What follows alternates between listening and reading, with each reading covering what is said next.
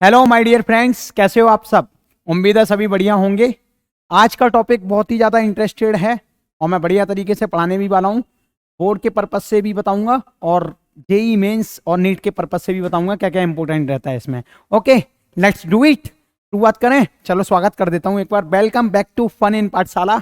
और आप सभी दिल लगा के नहीं पढ़ना, मन लगा के पढ़ना, क्योंकि दिल कहीं और लगाया जाता है और मन कहीं और। अभी सिर्फ मन लगाना है। समझ में आ गई मेरी बात। चलो शुरुआत करते हैं। Torque on an electric dipole placed in a uniform electric field. अच्छा, पहले तो यार यूनिफॉर्म इलेक्ट्रिक फील्ड बनाता हूं। सबको बताया था ना इलेक्ट्रिक फील्ड लाइंस कैसे बनाते हैं, इस तरीके से, है ना। बताया था ना। ओके, इस तरीके से बना देते हैं इलेक्ट्रिक फील्ड लाइन, इस तरीके से। एक सेकंड, ये क्लोन क्यों नहीं हो रहा। होगा होगा, सब होगा।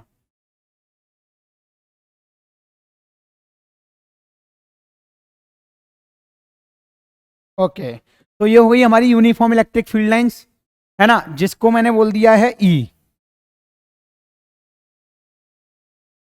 Electric field E. अच्छा एक बात बताओ मेरे को तुम लोग, अगर मैं इसमें डाइपोल रख दूंगा, कौन सा, इलेक्ट्रिक डाइपोल। सबको पता है डाइपोल क्या होता है, जिसमें दो इक्वल चार्ज होते हैं और कुछ दूरी पर सेपरेट रखे जाते हैं। जैसा कि मैंने कह दिया, ये माइनस क्यू चार्ज और ये प्लस क्यू चार्ज, दोनों से मिलकर बनने वाला बेचारा डाइपोल, जिसके बीच में हम क्या लेते थे, 2a की डिस्टेंस।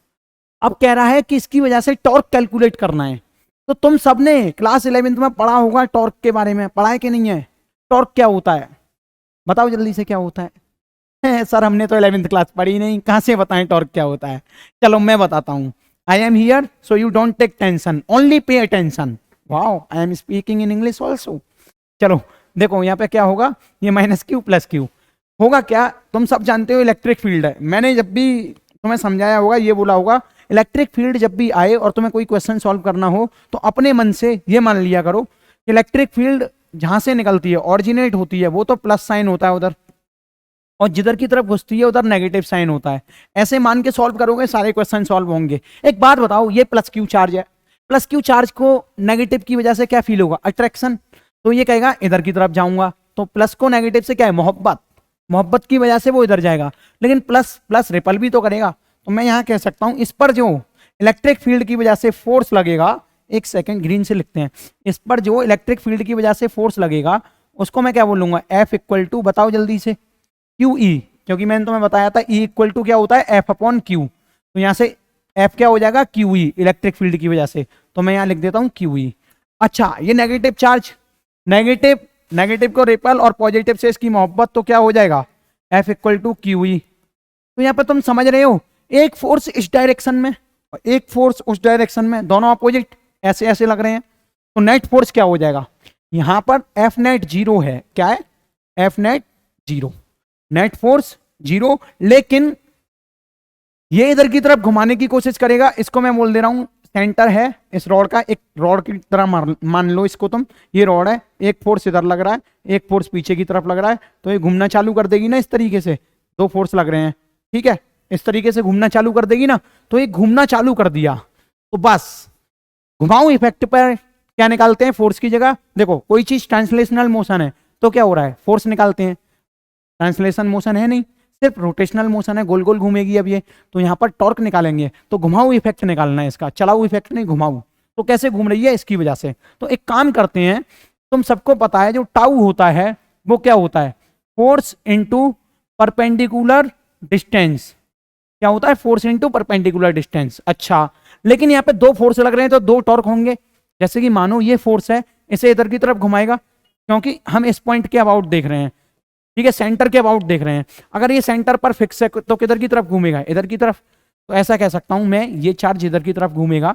तो यहां पर अगर मेरे को फोर्स लिखना होगा तो क्या लिखेंगे, ये तो फोर्स है और इसके परपेंडिकुलर डिस्टेंस कौन सी होगी, ये वाली, ठीक है। ये एंगल थीटा तुम्हें दे रखा होगा उसमें, और ये तुम्हें पता है 2a है, तो आधी कितनी हो जाएगी, a। समझ में आ रही है बात। अरे ये वाली दूरी आधी a हो जाएगी, क्योंकि ये पूरी 2a है ना। तो इसको मैं क्या बोलूंगा, ये तो a cos थीटा है, ये a sin थीटा है। समझ में आ गई बात, a sin थीटा। तो यहाँ पे हम टाउ निकालने के लिए क्या करेंगे, एक तो टॉर्क किसकी वजह से आ जाएगा, जिसको मैंने बोल दिया टाउ नेट। कैसे निकालेंगे, टाउ नेट क्या हो गया, टाउ वन। इसको मैंने बोल दिया फोर्स वन की वजह से इधर की तरफ टाउ, यानी कि क्लॉकवाइज, ठीक है। और इसकी वजह से देखो, इसकी वजह से देखो ये सेंटर से देखो भाई साहब, ये फोर्स ऐसे लग रहा है तो इधर की तरफ घूमेगा।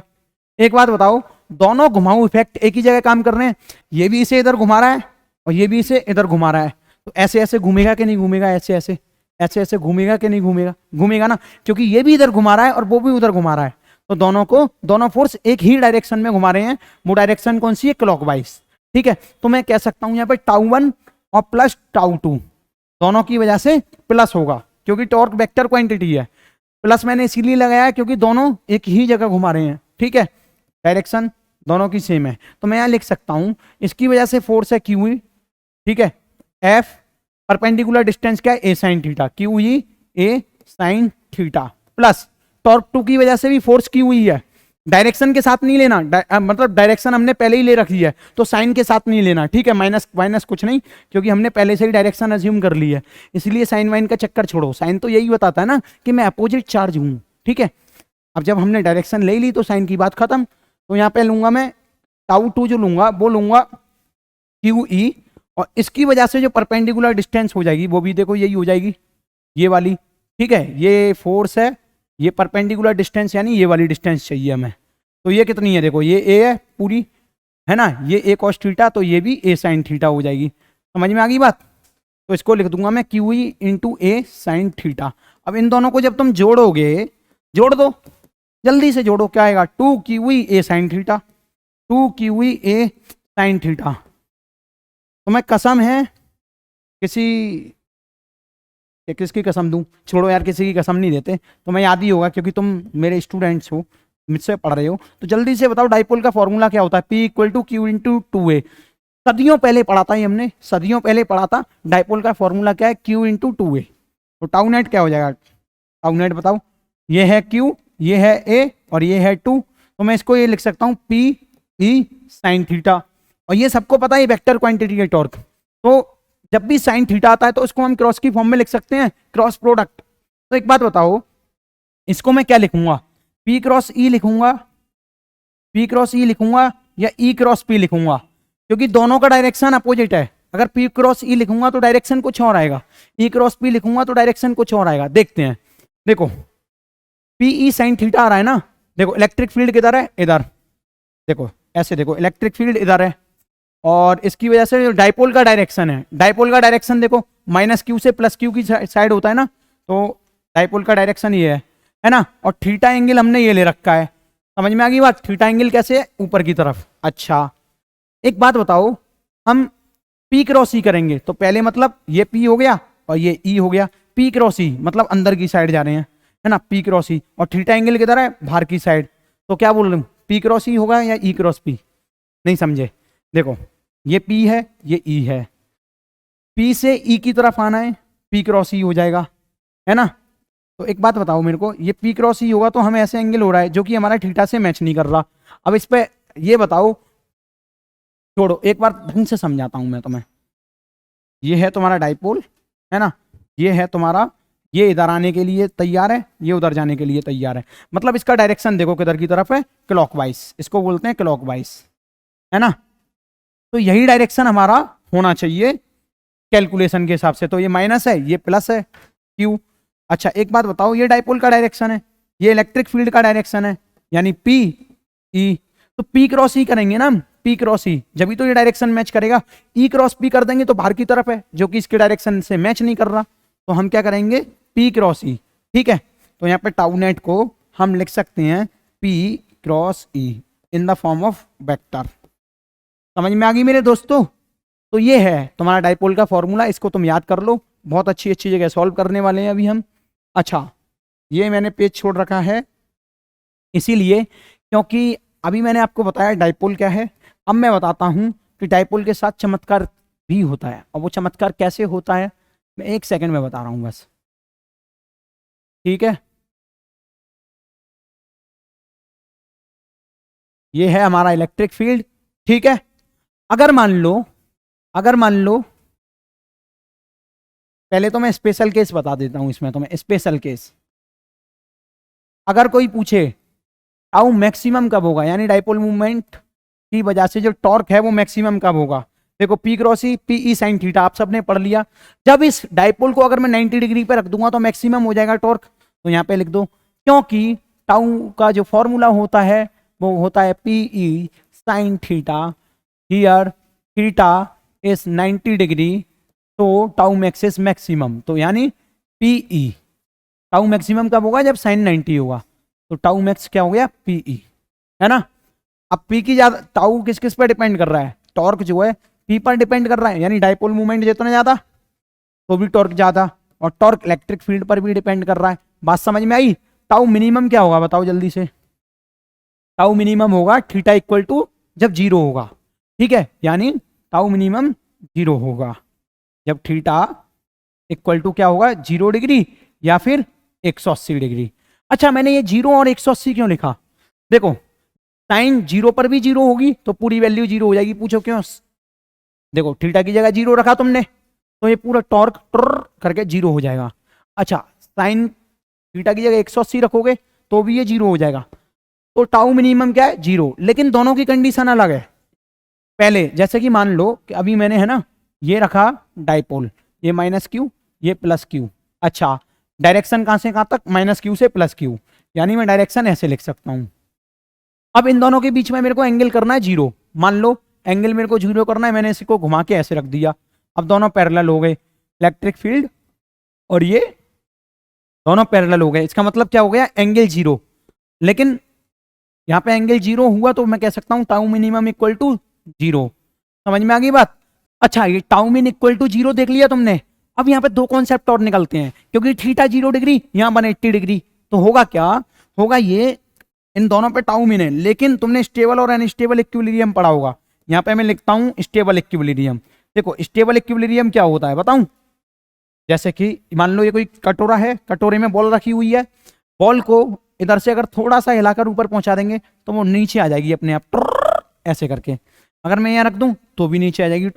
तो इसका मतलब क्या हुआ, जहां से हम हिला के ले जा रहे हैं उसको वापस से उसी जगह आ रही है ना, यानी ये पहले स्टेबल थी, लेकिन इस इक्विलिब्रियम को क्या कहते हैं हम, स्टेबल इक्विलिब्रियम, ठीक है।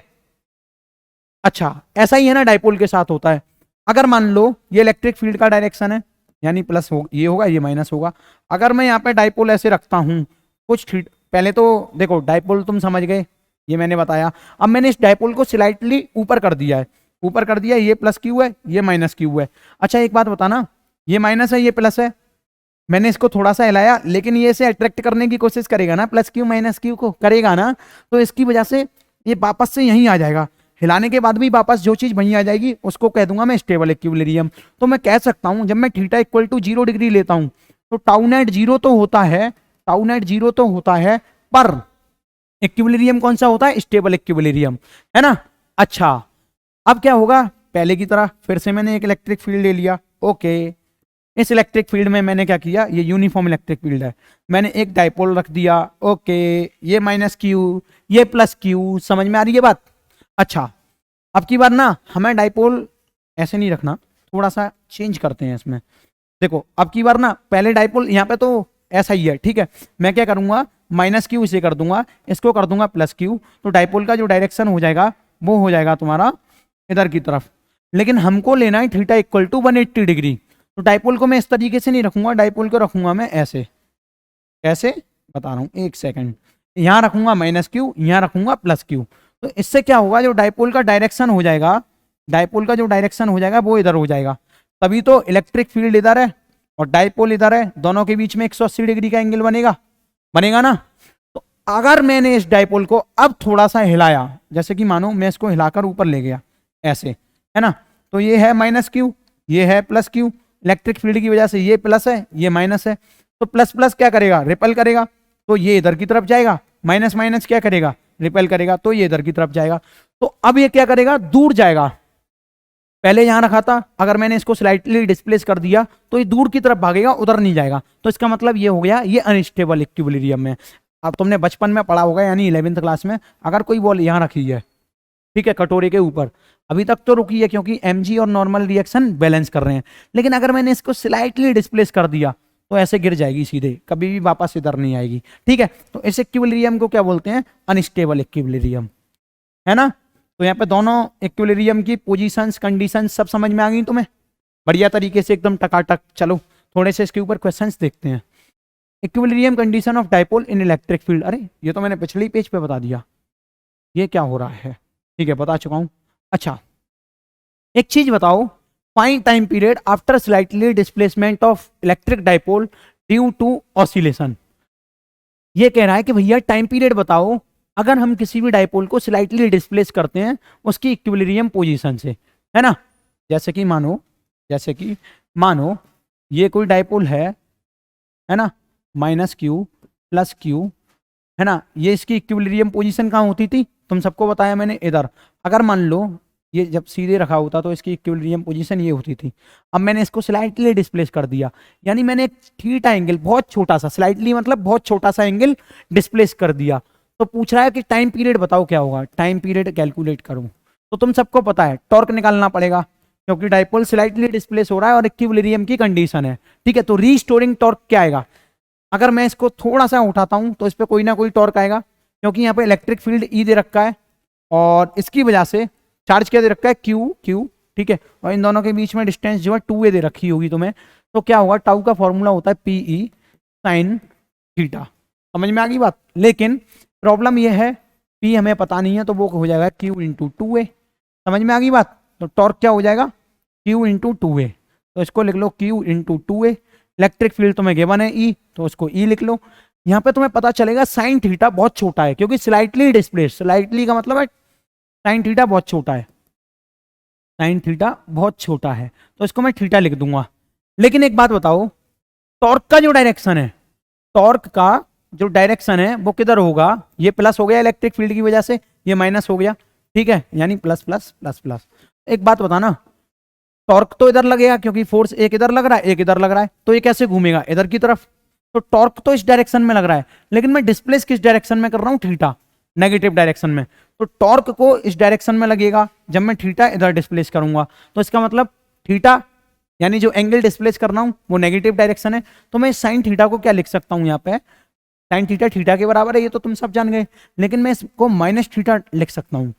अब तुम्हें यहाँ पे ये समझ में आ गया होगा, टाउ जो है वो डायरेक्टली प्रोपोर्शनल है किसके, माइनस थीटा के, है ना।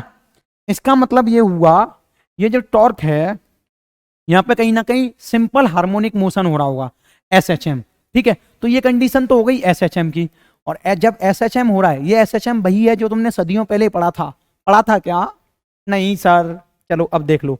SHM की कंडीशन ये है, पहले तो इक्विलिब्रियम पोजीशन पे उसको जो भी चीज इक्विलिब्रियम पोजीशन है पर है, जैसे कि यहाँ पे डाइपोल है, डाइपोल को इक्विलिब्रियम पोजीशन पर रख के उसे स्लाइटली डिस्प्लेस कर दो, फिर उसकी कंडीशंस लिख दो, है ना। यहाँ पर टॉर्क की लिख दी है मैंने। अब जैसे कि टॉर्क की कंडीशन लिख के ये माइनस थीटा की अगर प्रोपोर्शनल आ जाता है तो वो ऑसिलेशन सिंपल हार्मोनिक मोशन कहा जाता है। समझ में आ गई बात। अच्छा टाउ को अब क्या लिख सकता हूं मैं, टाउ को, ये इसका मतलब समझ में आ गया है, ये अब सिंपल हार्मोनिक मोशन हो रहा है। तो यहाँ पे जो टॉर्क होता है तुमने बचपन में पढ़ा होगा, tau equal to I alpha भी होता है कि नहीं होता, tau equal to I alpha भी होता है। पूछ रहा है फाइंड टाइम पीरियड, अब पूछ क्या रहा है, टाइम पीरियड। टाइम पीरियड बताने के लिए क्या करना पड़ेगा, टाउ इक्वल टू क्या होता है, आई अल्फा, बचपन में पढ़ा है ना सबने। अब यहाँ पे जो अल्फा है यानी इसको लिखेंगे तो ये लिख देंगे ओमेगा स्क्वायर थीटा, ठीक है। यहाँ पर टॉर्क, ये मोमेंट ऑफ इनर्शिया, ये होता है तुम्हारा एंगुलर एक्सेलरेशन, ठीक है, उसको लिख दे हम ओमेगा स्क्वायर थीटा। तो अच्छा टाउ की जगह तुम पहले तो लिख दो यहाँ पे, एक सेकंड ये क्या कर दिया, इसको लिखो तुम आई अल्फा, टाउ की जगह यहाँ पे आई अल्फा लिख दोगे, जो कि इक्वल है तुम्हारा क्यू इंटू 2a, ठीक है, इंटू ई, है ना, ये माइनस थीटा है, ओके। अब एक बात बताओ, आई को तो ऐसे ही रहने दो, जो अल्फा होगा वो हो जाएगा तुम्हारा ओमेगा स्क्वायर थीटा, यानी थीटा तो माइनस में ही लेना है, माइनस थीटा के इक्वल। तो Q into 2a into E minus theta, theta मर जाएगा। अब यहाँ क्या होगा, ओमेगा स्क्वायर निकालो पहले तो, ओमेगा स्क्वायर जब तुम निकालोगे तो ये हो जाएगा Q 2a E upon I, आई इसमें गिवन होगा, ठीक है, आई यानी इसका जो मोमेंट ऑफ इनर्शिया गिवन होगा, नहीं गिवन होगा तो आई निकालने का फॉर्मूला पता है क्या होता है, M R square, M1 R1 square, यानी जो इस बॉल का मास होगा एक m, इसका भी मास दे रखा होगा m, और ये डिस्टेंस तुम्हें पता ही है, तो यहाँ से ma square m1r1 square plus m2r2 square, इस तरीके से होता है मोमेंट ऑफ इनर्शिया का, बचपन में पढ़ा हो, mn/r(n) स्क्वायर। मतलब जितने भी मास होते हैं उनका उनकी डिस्टेंस जिस पॉइंट के अबाउट वो घूम रहा है, ठीक है, उस डिस्टेंस का मल्टीप्लाई करना होता है। तो यहाँ पे मास तो m दे रखा है चार्ज का, भाई चार्ज है तो उस पर मास होगा, जाहिर सी बात है ना। मैं देना भूल गया था तो मैंने अब दे दिया। अब मास है तो यहां से इसकी दूरी भी है, दूरी कितनी है a, तो वही दूरी लेनी है जिस पॉइंट पर वो घूम रहा है। तो ma² प्लस ma², दोनों के मास इक्वल हैं, तो ये हो गया तुम्हारा 2ma²। ओके, तो मोमेंट ऑफ इनर्शिया तुम्हें इस तरीके से निकाल लेना है, q इंटू 2a इंटू ई अपॉन 2ma², ठीक है, a से a मर जाएगा, है ना। तो ओमेगा स्क्वायर जो है कैसे निकलेगा, ओमेगा से स्क्वायर हटा दो तो रूट आ जाएगा, और रूट के अंदर लिखना है वो 2qe अपॉन 2m, लेकिन यहीं पर 2 से 2 को भी खत्म कर देना है, तो 2 का भी काम खत्म करो पहले तो, है ना। तो रूट के अंदर ये आ जाएगा तुम्हारा qe अपॉन, देखो सब खत्म, ma, ठीक है। तो ये तो ओमेगा हो गया, लेकिन हमसे पूछा है टाइम पीरियड, और टाइम पीरियड पता है क्या होता है, ओमेगा का उल्टा। कैसे निकालेंगे, देखो t इक्वल टू 2 पाई, या ऐसे लिखो, sorry, omega equal to 2 pi upon T होता है, ठीक है। तो टाइम पीरियड क्या होगा, t equal to 2 pi upon omega, यानी जो ओमेगा निकाला है इसका उल्टा कर दो, तो क्या लिखोगे यहाँ पे 2 पाई रूट के अंदर ma अपॉन QE, तो ये आ गया तुम्हारा टाइम पीरियड, ठीक है। ये फॉर्मूला तुम सबको पता होगा, omega equal to 2 pi upon T, और टाइम पीरियड जो आ गया वो आएगा 2 पाई रूट के अंदर ma upon QE। Okay, perfect. तो इस तरीके से तुम्हें ये क्वेश्चन सॉल्व करना है। आगे देखो, अच्छा तो अब इस क्वेश्चन को देखते हैं। क्वेश्चन कह रहा है कि find torque on this dipole due to electric field, और सेकंड क्वेश्चन है कैलकुलेट एंगुलर एक्सेलरेशन। तो पहले तो क्वेश्चन समझ लो क्या है।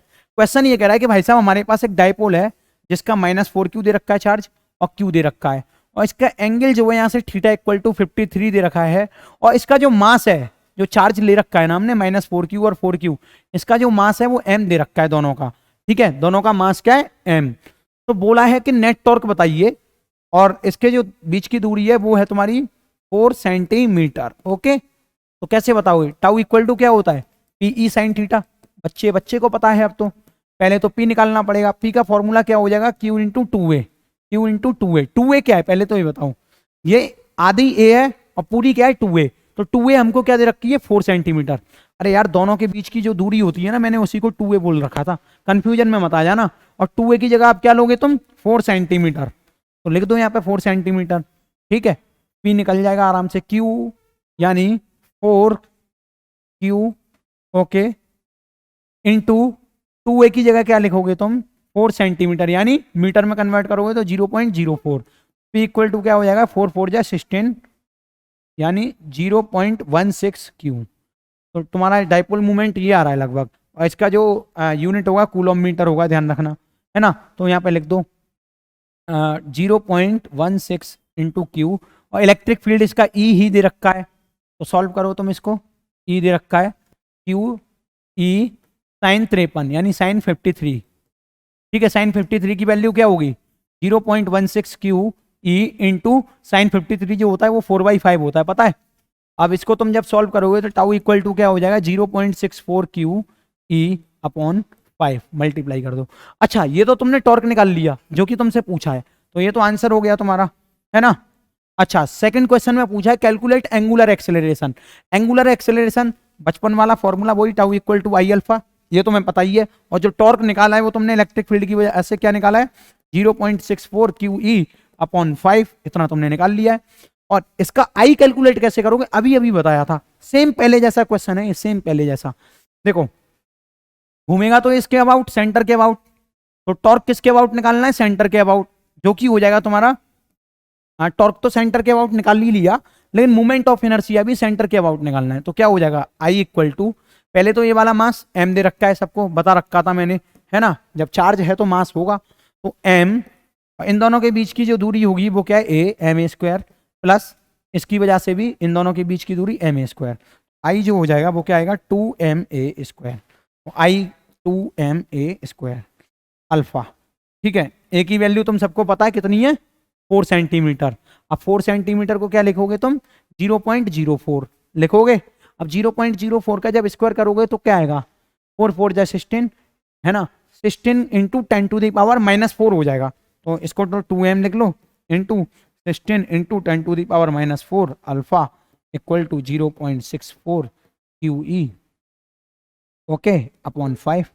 अब यहाँ से तुम पॉइंट हटाओगे तो ये 64 है, इसको 10⁻⁻2 लिख दो, -2 से ये कटेगा तो यहाँ पे भी -2 बच जाएगा, 10⁻2 है ना। और ये कितना है 16, 16 के टेबल में कितनी बार कटेगा, 16 4 जा, और ये 2 से कितनी बार कटेगा 2 बार। ठीक है, अल्फा निकालना है, अल्फा इक्वल टू जो हो जाएगा वो हो जाएगा तुम्हारा 2QE अपॉन ओके, ये तो हो गया m ओके समझ में आ गया। और ये 10⁻⁻2 और बचेगा यहाँ, जो कि ऊपर जाएगा तो 10⁻2 हो जाएगा, और कुछ तो नहीं बच रहा, QE m और हाँ 5 और रह गया। ठीक है, तो सब कुछ सॉल्व हो गया। तो अल्फा क्या आ गया, अल्फा इक्वल टू आया अपना 200, 10⁻2 को यहीं एडजस्ट कर दिया, QE अपॉन 5m। देखना तुम लोगों का भी आ रहा है क्या, मैच कर लेना एक बार। हल्की फुल्की अगर कोई कैलकुलेशन में दिक्कत हो हो तो देख लेना, कॉन्सेप्ट यही है, ऐसे ही होगा। समझ में आ गई मेरी बात, 11th क्लास का। माय डियर फ्रेंड्स, एक बढ़िया सा क्वेश्चन और कराता हूं मैं इसी के ऊपर। देखो पेन चला लेते हैं, रेड कलर कैसे आ गया, ऐसा करते हैं थोड़ा कलर अट्रैक्टिव लेते हैं, वाइट। तो बढ़िया सा क्वेश्चन ये है, अगर मान लो मेरे पास इलेक्ट्रिक फील्ड है, ठीक है, उस इलेक्ट्रिक फील्ड में मेरे पास एक रॉड रखी हुई है, ओके ये रॉड है, ठीक है, ये रॉड यहां से हिंज है, और इसका डाइपोल मूवमेंट किधर की तरफ है, नीचे की तरफ। तुम्हें डायरेक्शन दे रखी है डाइपोल मूवमेंट की P है, और तुम्हें इस इलेक्ट्रिक फील्ड की वैल्यू दे रखी है E, ठीक है, और इस रॉड का मास दे रखा है, और इस रॉड की लंबाई दे रखी है लेंथ। अब ये कह रहा है कि इस इलेक्ट्रिक फील्ड में कोई डाइपोल रखा है P, जो कि इस रॉड पर है, ठीक है। डाइपोल तुम सबने ऐसे ही तो पढ़ा है, -q + q है ना। डाइपोल एक सिस्टम होता है, अगर इसको रॉड पर रखना चाहेंगे तो डाइपोल का डायरेक्शन उसमें दे रखा है, उसका मन, उसने अब 2 बॉल्स नहीं दे रखी, अब एक रॉड दे रखी है, ठीक है, चार्जेस की, यहाँ पर नेगेटिव चार्ज होगा, यहाँ पॉजिटिव चार्ज होगा, ठीक है, क्वेश्चन में दे रखा है, और डाइपोल का डायरेक्शन दे रखा है। पूछ ये रहा है कि मेरे को ये बताओ इलेक्ट्रिक फील्ड में इक्विलिब्रियम की पोजीशन, इस डाइपोल की इक्विलिब्रियम की पोजीशन कहाँ पर मेंटेन होगी, और उस एंगल को फाइंड करो। Find the equilibrium position of this dipole and also calculate the theta. तो पोजीशन तो जब ही बता पाओगे ना जब थीटा बताओगे, तो एक ही बात है ये तो। मान लो इलेक्ट्रिक फील्ड की वजह से देखो इस पर फोर्स इधर लगेगा, लगेगा या नहीं लगेगा, पूछो कैसे लगेगा। मैंने तुमसे हर बार कहा कि ये पॉजिटिव डायरेक्शन से निकलता है, ये नेगेटिव पर टर्मिनेट होता है, बताया ना। इलेक्ट्रिक फील्ड के क्वेश्चन ऐसे ही सॉल्व किया करो। तो तुम सबको पता है डाइपोल यानी नेगेटिव से पॉजिटिव डायरेक्शन, समझ रहे हो ना, सही समझ रहे हो। ये क्या होगा, पॉजिटिव पॉजिटिव रिपल करेगा और नेगेटिव अट्रैक्ट करने की कोशिश करेगा, तो इसका इक्विलिब्रियम कहीं ना कहीं यहाँ पे आके मेंटेन हो जाएगा। क्यों, क्योंकि देखो इलेक्ट्रोस्टैटिक फोर्स की वजह से तो इधर लग रहा है फोर्स, और टॉर्क, फोर्स लगेगा तो फिर ये घूमेगा तो टॉर्क लगेगा, तो यहाँ पर टॉर्क इधर की तरफ लग रहा है ऐसे। लेकिन एक और फोर्स है, क्योंकि इसका बेट m है, तो mg फोर्स भी लग रहा होगा ना, mg फोर्स, और यहाँ पर जो फोर्स होगा इलेक्ट्रोस्टैटिक फोर्स इलेक्ट्रिक फील्ड की वजह से, है ना, लग रहा होगा, तो वो भी बैलेंस कर रहा होगा। लेकिन इसके जितने भी फोर्स हैं वो हम कहाँ पे लाएंगे, सेंटर पर, क्योंकि ये हमारे पास पॉइंट चार्ज नहीं है, ये हमारे पास पूरी रॉड है, इस पर है ना जितनी भी कैलकुलेशन करोगे तो हम सेंटर पर करोगे। तो मैं ऐसा कह सकता हूँ, इलेक्ट्रिक फील्ड तो मैं पता ही है ना, ये रॉड ऐसे थी पहले, फिर ऐसे हो गई, उस एंगल को मैंने थीटा बोल दिया, और वही एंगल कैलकुलेट करना है। तो उस रॉड पर 2 फोर्स लग रहे हैं, एक तो लग रहा है mg, और ये अब इक्विलिब्रियम पोजीशन में, ये हमें क्वेश्चन में दे रखा है। अगर रॉड इक्विलिब्रियम पोजीशन में है तो बताओ इसका थीटा क्या होगा, और इधर जो लग रहा है वो इलेक्ट्रोस्टैटिक फोर्स लग रहा है, ठीक है, और उसकी वजह से टॉर्क होगा, तो इलेक्ट्रोस्टैटिक टॉर्क क्या होगा, QE, क्यू नहीं PE होता है ना, PE साइन थीटा, आप सबको पता है PE साइन थीटा फॉर्मूला होता है। और जो हमको थीटा एंगल लेना है वो बताता हूं कैसे लेना है। देखो P किधर है, P इधर की तरफ है ना, और इलेक्ट्रिक फील्ड किधर है, इधर की तरफ। तो हमें कौन सा फॉर्मूला, हमें जब यहाँ पे एंगल लेना होगा तो कौन सा लेना होगा, ये थीटा है, तो ये तो तुम सबको पता है, ये भी थीटा है ना। और mg की वजह से अगर टॉर्क लिखना होगा तो कैसे लिखोगे, देखो टाउ ड्यू टू mg, वो ऐसे लिखोगे, mg यानी फोर्स इनटू परपेंडिकुलर डिस्टेंस।